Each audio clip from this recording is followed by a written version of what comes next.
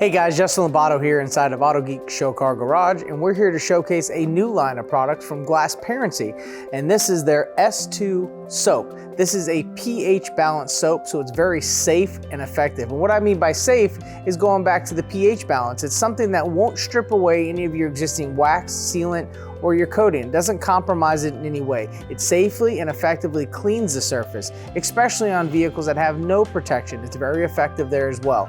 It is a high concentrate formula, so this allows you to be able to have the value of buying a smaller bottle like this and getting a lot of bang for your buck.